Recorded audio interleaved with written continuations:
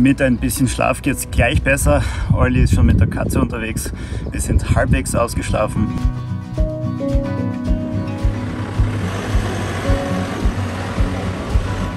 Bye guys! Bye! Nice to meet you! Have a good trip!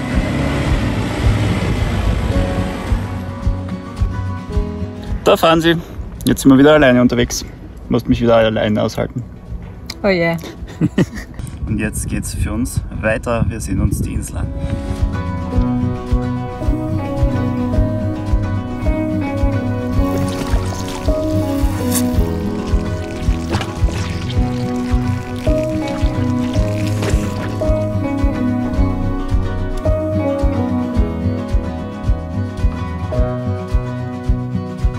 Nach kurzer Fahrt taucht noch einmal der Angstgegner des Vortags vor uns auf und wir lassen die verrückte Wanderung gedanklich Revue passieren.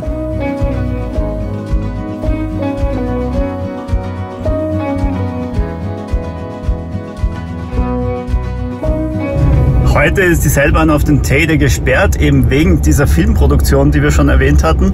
Und wir dachten jetzt, vielleicht ist heute weniger los, wenn niemand auf den Teide darf. Aber das Gegenteil ist der Fall. Nicht nur der Teide ist gesperrt, auch die anderen Sehenswürdigkeiten hier an der Straße werden heute als Filmkulisse genutzt, mit dem Resultat, dass die Leute sich auf der Straße verteilen. Da herrscht jetzt Chaos.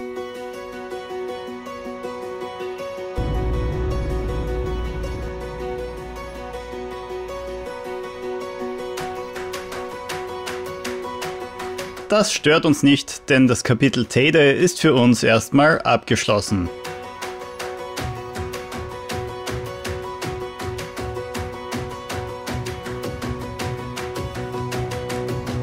Wir folgen der Straße in nördlicher Richtung, denn wir wollen den Norden Teneriffas erkunden. Bis wir aber dort landen, bieten sich noch viele Gelegenheiten, zum Teide zurückzublicken.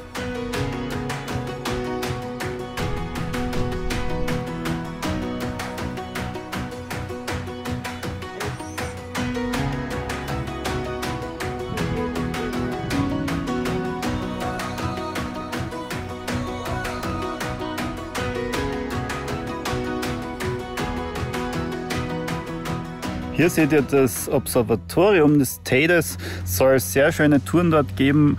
Das dürfte ein Erlebnis sein mit vielen Erklärungen zur Region. Also wenn man sich da wirklich informieren möchte zum Vulkanismus, aber auch über astronomische Themen, dann sind diese Touren offensichtlich empfehlenswert. Wir haben keine Zeit dafür. Die Zeit rennt uns schon langsam davon und wir müssen schauen, dass wir die Insel noch halbwegs vollständig besichtigen. Haben dafür nur mehr wenige Tage und deshalb geht's weiter.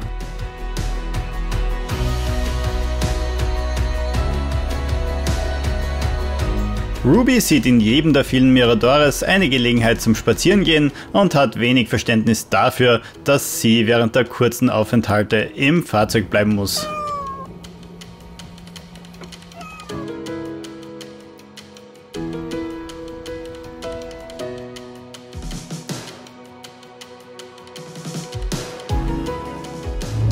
Ja, diese Fahrt hier am Bergrücken, die ist ziemlich schön und auch ziemlich ruhig, mit wenig Verkehr. Es gibt relativ viele Miradores, aber der Blick ist dann am Ende doch irgendwie immer sehr ähnlich, denn der Teide, der prägt ja einfach das Landschaftsbild sehr.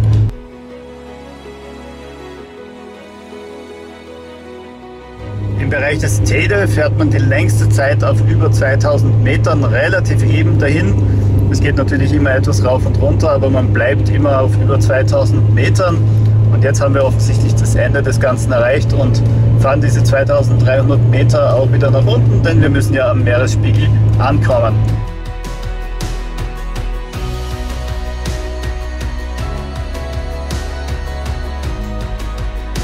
Eine schnelle Mittagspause mit Reste vom letzten Mal, das wir gekocht haben. Ich werde sie aufwärmen und ein Ei dazu braten. Juhu!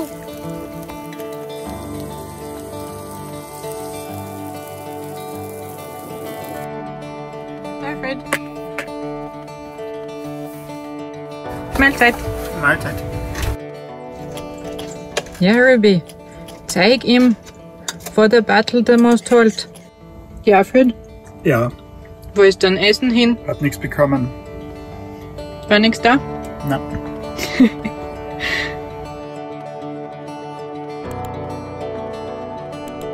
Unser nächstes Ziel ist eine Urlaubserinnerung von früher und wir sind schon gespannt, wie uns diese empfangen wird.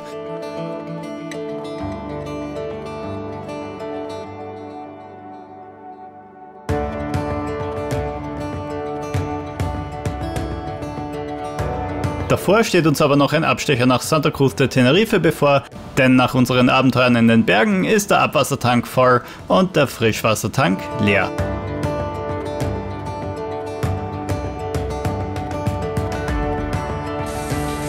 €6 kostet es hier an der Tankstelle bei Santa Cruz und das ist alles inkludiert, aber nicht sonderlich intelligent konstruiert, denn man steht schräg, also unser Wassertank wird da nicht komplett voll werden.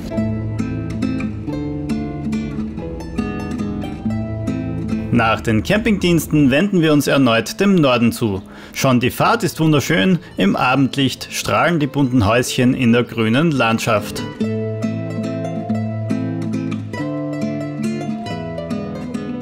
Wir nähern uns Punta del Hidalgo und ein wenig sitzen wir auf Nadeln, denn wie El Médano ist auch Punta del Hidalgo eine Urlaubserinnerung von vor einigen Jahren.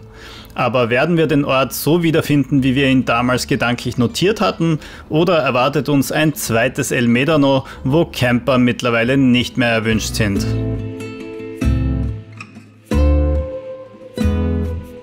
Wir erreichen die Küste und gleich wissen wir mehr. Im Ort Punta del Hidalgo gibt es kaum Parkmöglichkeiten, da ist alles sehr, sehr beengt. Enge Straßen, viele davon sehr steil und kaum Parkplätze. Die wenigen Parkplätze, die es gibt, komplett belegt. Punta del Hidalgo kannten wir von unserer Flugreise nach Teneriffa vor 5 Jahren und damals gab es an der Uferstraße viele geparkte Wohnmobile und wir hatten uns den Platz gemerkt und wollten dort auch eine Nacht verbringen.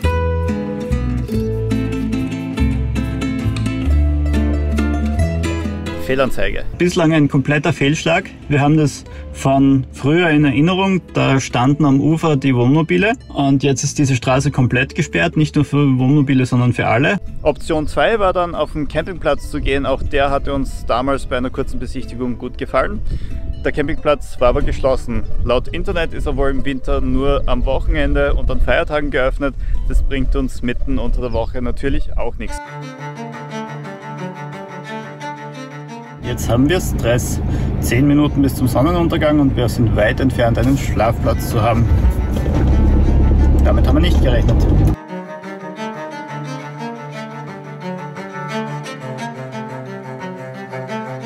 Platz ist beschränkt. Wir wissen nicht, was wir jetzt machen.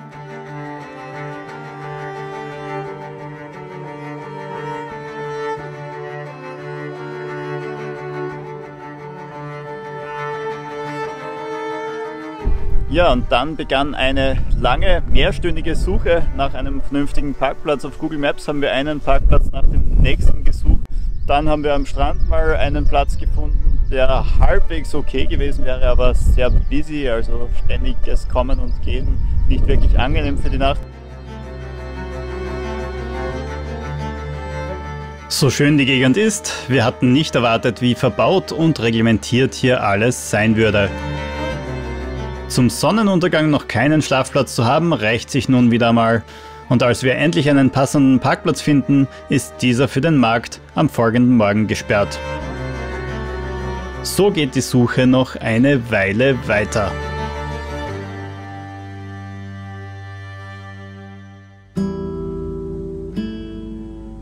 Puh, das war eine Suche gestern. Dann mussten wir auf die Standardlösungen zurückgreifen und haben Fußballstadien, Friedhöfe, Marktplätze und so weiter gesucht und beim dritten davon wurden wir dann fündig an einem Friedhof, sogar mit Aussicht, da war es jetzt relativ ruhig. Aber an der Küste wird es hier sehr, sehr schwierig auf Teneriffa, wenn es so weitergeht. Wir sind jetzt gespannt und überlegen mal, welche Richtung wir einschlagen. Wir haben 2 Optionen. Entweder wir können jetzt an der Westküste nach Süden tingeln, dann an der Ostküste wieder rauf und dann zum Schluss die Hauptstadt Santa Cruz und den Norden der Insel ansehen. Oder wir machen es umgekehrt. Das werden wir jetzt nach dem zweiten Kaffee entscheiden und dann geht's los.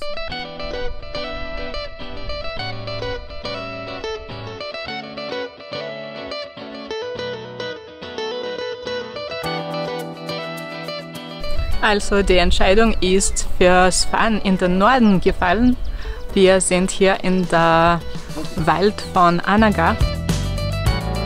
Es ist wunderschön. Der Eindruck ist vom Urwald von La Gomera und grünen Wiesen von El Hierro. Viel geschäftiger, viel touristischer als die kleineren Inseln und insofern fürs Wohnmobil vielleicht nicht das Idealziel. Trotzdem schön und wir genießen jetzt die Runde durch den Norden Teneriffas.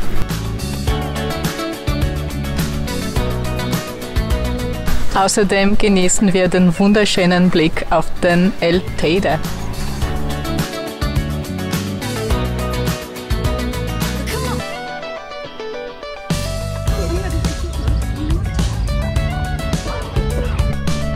Wie viele der Kanareninseln zeigt sich auch Teneriffa als vielfältige Insel. Gerade sind wir aus der Vulkanwüste rund um den Teide gekommen und kurven nun durch den nächsten Urwald.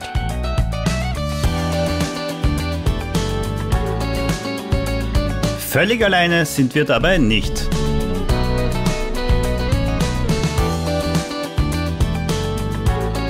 Während des Tages brauchst du hier keinen Parkplatz zu.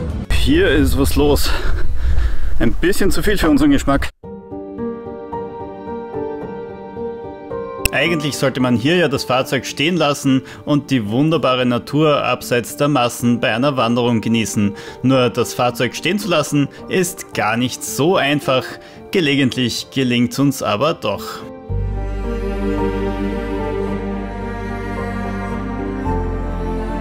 Wow, hier sind wir am Mirador Pico del Inglés. Und das ist einer der schönsten Miradores dieser Reise. Auch hier natürlich sehr geschäftig, aber das hat seinen Grund.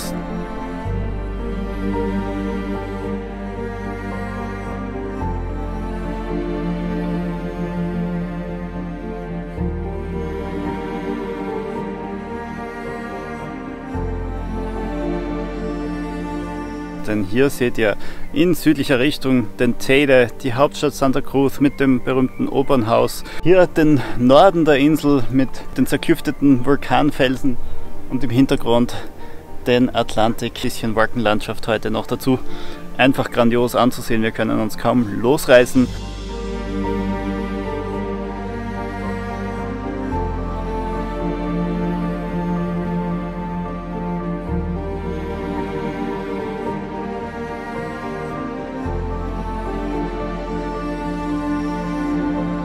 Nur ist es uns auch hier zu geschäftig und wir werden zusehen, dass wir weiterkommen und hoffen, dass es irgendwo noch einen ruhigen Platz für eine Kaffeepause für uns gibt.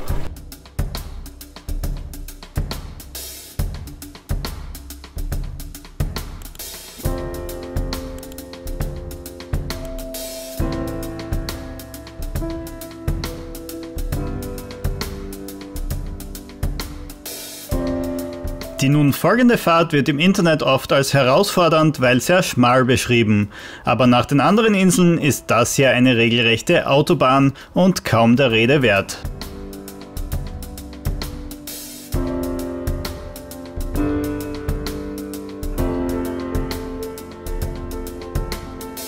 Für den Gegenverkehr gibt es genügend Ausweichbuchten, die die entgegenkommenden Leihwägen regelmäßig ignorieren und dennoch geht sich alles einwandfrei aus. Und so tingeln wir gemütlich dahin und genießen die Fahrt, denn die Ausblicke links und rechts der Straße sind einfach toll.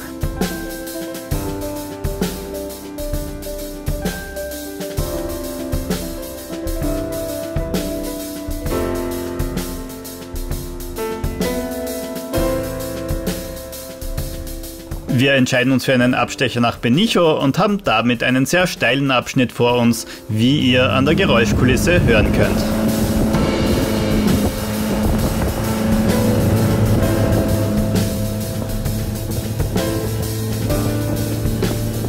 Stehen bleiben können wir nur selten, denn das Besucheraufkommen ist weiterhin enorm und alle Parkbuchten sind zugeparkt.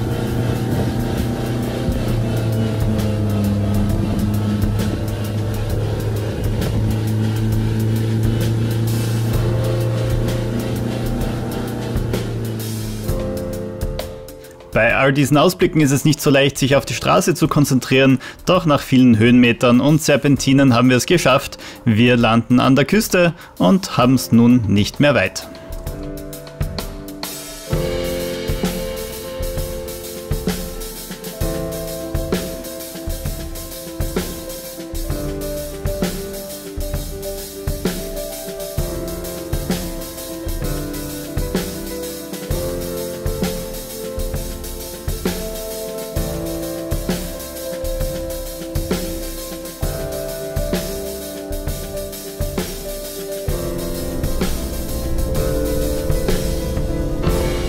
angekommen, aber Parken ist schwierig. Alles privat. Parking, Privado, Exclusivo, Clientes. Ich versuche jetzt mal rauszufinden, wie man da parken darf. Wer sucht, der findet, sagt man. Und das stimmt, nur da fehlt ein kleiner Teil. Wer zahlet?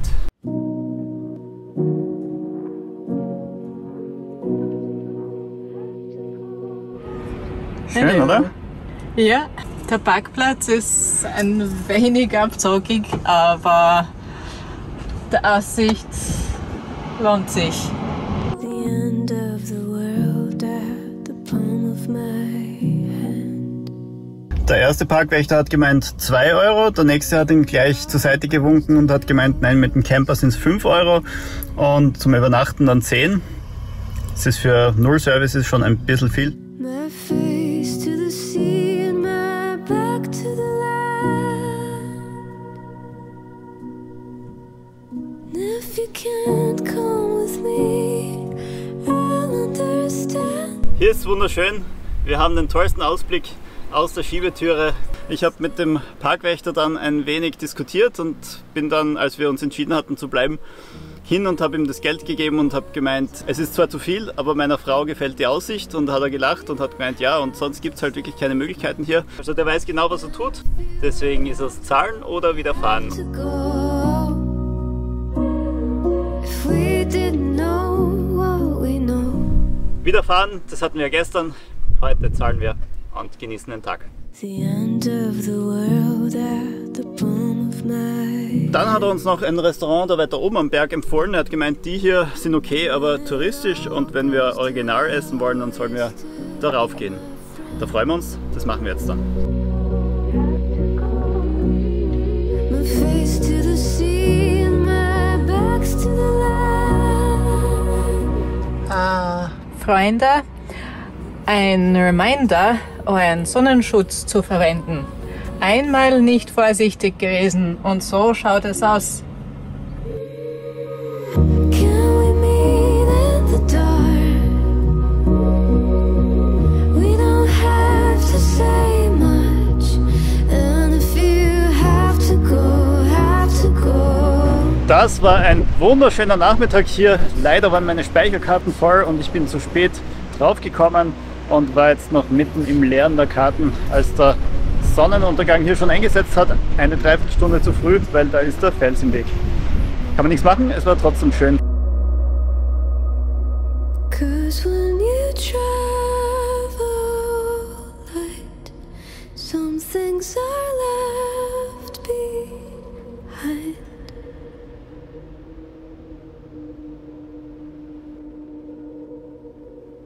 The end of the world at the palm of my.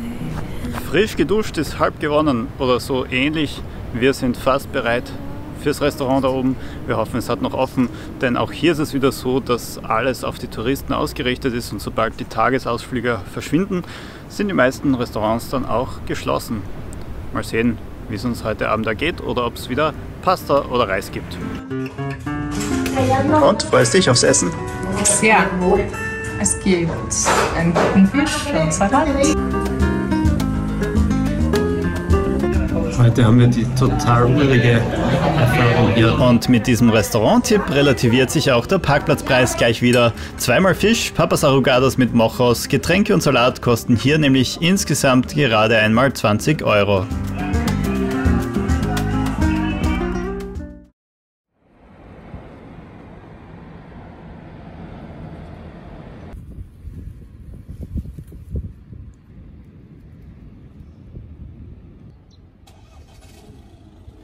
So schön sie ist, wir haben noch viel Insel vor uns und deshalb brechen wir am nächsten Morgen gleich auf und stellen wieder einmal fest, dass die Einstiegsstufe nicht für unsere Touren gemacht ist.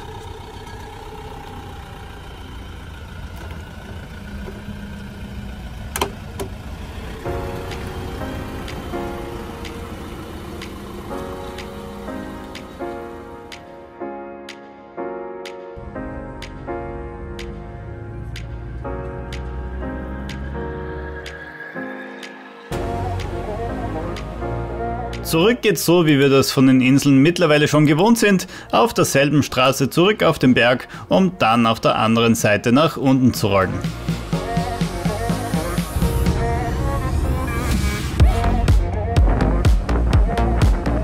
Ruby geht während des Fahrts aufs Kistel. Sehr brav, Ruby, sehr brav.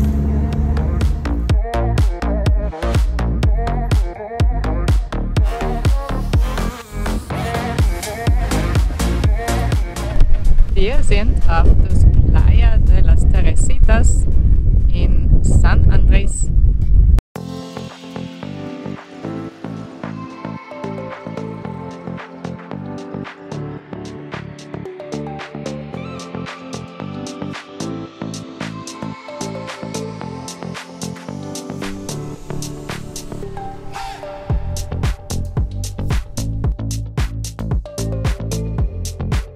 Schöner Strand, aber eindeutig zu viel los für unseren Geschmack. Aber das wird sich hier nicht mehr ändern auf der Insel. Da müssen wir jetzt durch, Olli. Anders dürfen wir das nicht erwarten. Wir sind auf Tenerife. 5 Tage noch.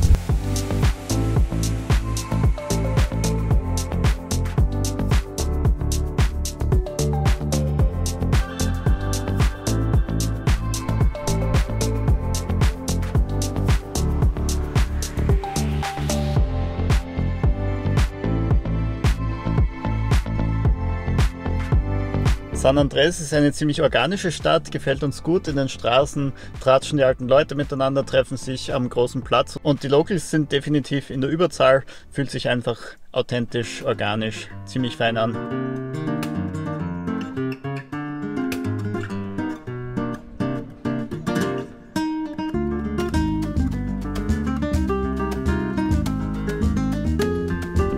Und wir haben dort jetzt das beste Eis der Reise. Ich glaube, das beste Eis überhaupt.